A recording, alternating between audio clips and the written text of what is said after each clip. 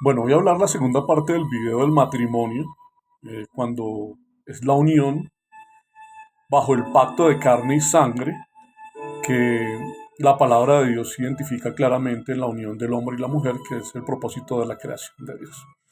Este video no es apto para menores de 16 años. Es importante que lo tengan en cuenta porque vamos a hablar de temas netamente sexuales, explícitamente sexuales, para que podamos comprender muy bien el tema de este tipo de unión o de relación que trae consecuencias jurídicas frente al reino de los cielos. Hay que tener en cuenta algo muy importante, que en una ceremonia donde se lleva a cabo un matrimonio entre un hombre y una mujer hay un intercambio de anillos. Y vemos cómo ese anillo representa un pacto y simboliza fidelidad, respeto y compañía el uno al otro hasta que la muerte los separe. Y es lo que generalmente se dice en los votos. Si nos damos cuenta, el anillo redondo no tiene fin, es un pacto sin fin, y simboliza el acto carnal del hombre y la mujer cuando el pene entra dentro de la vagina de la mujer. Simboliza exactamente lo mismo cuando la argolla entra en el dedo del hombre y viceversa en el dedo de la mujer. Y allí se lleva a cabo un pacto que se llama pacto de sangre y carne, ¿sí? Es importante tener en cuenta esto porque no tenemos claridad muchas veces en lo que estamos haciendo cuando nos relacionamos con otra persona en la unión sexual y no somos conscientes que nos convertimos en una sola carne. Para esto quiero leer literal de la palabra de Dios Mateo 19, versículo 4, donde el Señor Jesucristo les habla a los fariseos que se acercaron a tentarlo y Él les responde diciendo de la siguiente manera. ¿No han leído, respondió Jesús, que en el principio el Creador los creó hombre y mujer? Y dijo, por eso dejará el hombre a su padre y a su madre, se unirá a su mujer y los dos llegarán a ser uno solo. Así que ya no son dos, sino uno solo. Por tanto, lo que Dios ha unido, que no lo separe el hombre. ¿Sí?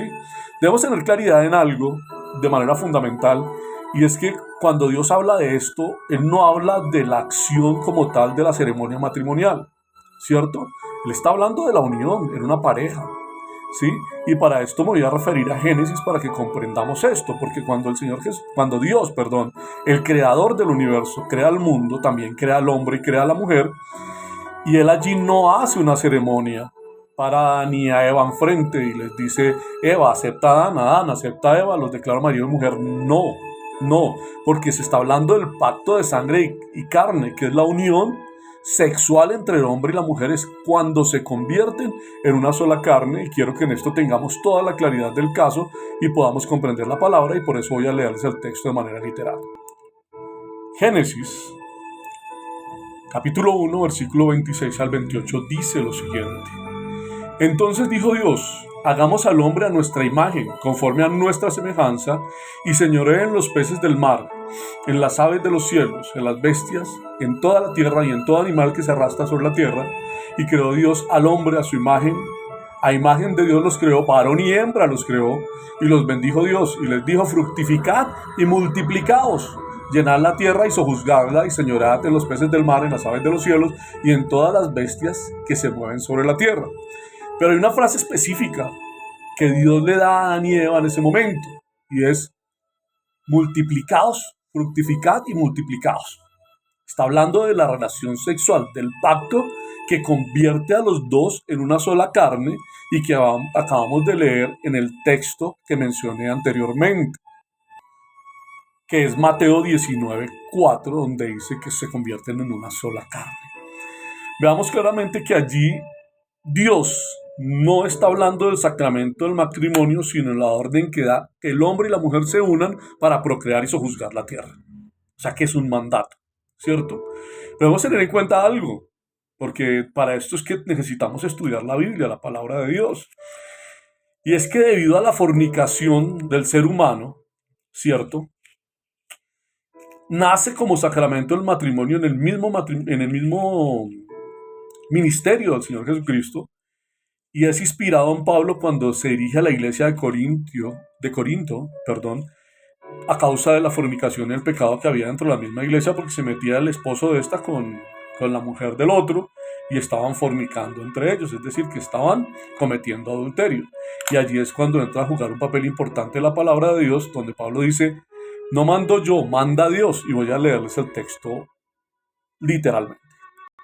Entonces, 1 Corintios 7, versículo 1 en adelante dice, en cuanto a las cosas de que me escribisteis, bueno le sería al hombre no tocar mujer, pero a causa de las fornicaciones cada uno tenga su propia mujer y cada una tenga su propio marido. El marido cumpla con la mujer el deber conyugal y asimismo la mujer con el marido. La mujer no tiene potestad sobre su propio cuerpo sino el marido, ni tampoco tiene el marido potestad sobre su propio cuerpo sino la mujer. No os neguéis el uno al otro a no ser por algún tiempo de mutuo consentimiento para ocuparnos sosegadamente la oración y volver a juntaros en uno para que no seáis tentados por Satanás a causa de vuestra incontinencia. Mas esto digo por vía de concesión, no por mandamiento. Quisiera más bien que todos los hombres fuesen como yo, pero cada uno tiene su propio don de Dios. Uno a la verdad de un modo y otro de otro modo, ¿sí? Mire que aquí Pablo está diciendo que es importante que cada uno tenga su propia mujer. O sea, no puede tocar a ninguna otra mujer, es la claridad que nos está dando este texto bíblico. Y aquí es cuando nace, obviamente, como sacramento el matrimonio por ordenanza a causa del pecado de la iglesia. Ahora, tengo que dejar claridad que obviamente el pueblo judío ya celebraba matrimonios anteriormente como ritual dentro de su fe, pero al tener en cuenta cada uno de los mandatos que creó el pueblo judío, que son 613 mandamientos, no entraré a hablar de eso, es importante tener en cuenta que el mandato matrimonial que está en el Nuevo Testamento es a causa de la fornicación y pecado de la iglesia, ¿sí? Y es fundamental tener claro que el solo hecho de tomar a una mujer y convertirte en una sola carne con ella, ya hace un pacto de carne y sangre con ella, ¿sí? Y la palabra de Dios es clara en cuanto a esto. La fornicación es un pecado, ¿sí? Frente a la palabra de Dios para todo creyente, ¿sí? Y la palabra de Dios es muy clara y específica en lo siguiente. 1 Corintios 6, 9 y 10 dice claramente, lo voy a leer textual, dice, ¿no sabéis que los injustos no heredarán el reino de Dios? No erréis, ni los fornicarios, ni los idólatras, ni los adúlteros, ni los afeminados, ni los que se echan con varones, ni los ladrones, ni los avaros, ni los borrachos, ni los maldicientes, ni los estafadores heredarán el reino de los cielos. Hago claridad solo en el punto que acota o que conviene a esta conversación, y es en el punto donde dice ni los fornicarios ni los adúlteros. Y debemos tener claridad en esto cuando nos paramos frente a Dios diciendo que creemos en Dios, creemos en su palabra y que nosotros vivimos conforme a la voluntad de Dios. Porque no es nomás decir yo creo en Dios o que tengo mi fe puesta en Dios.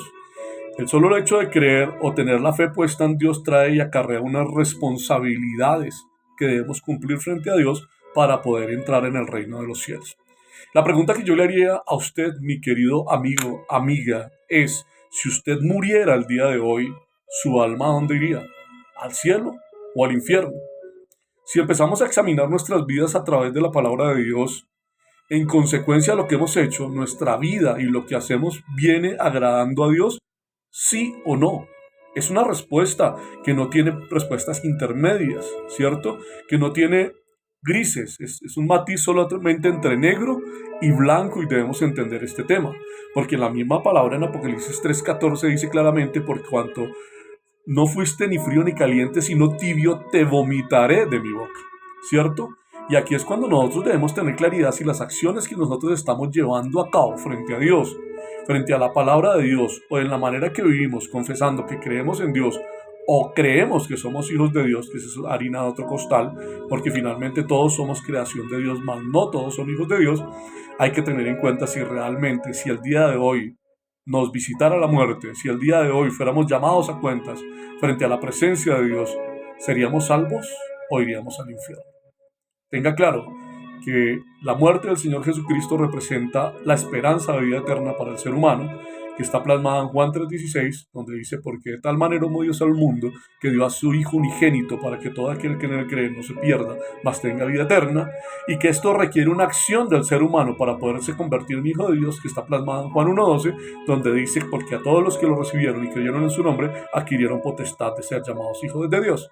La pregunta que yo le hago a usted, ¿tiene claro realmente su entrada al reino de los cielos, su salvación, o tiene clara su condenación?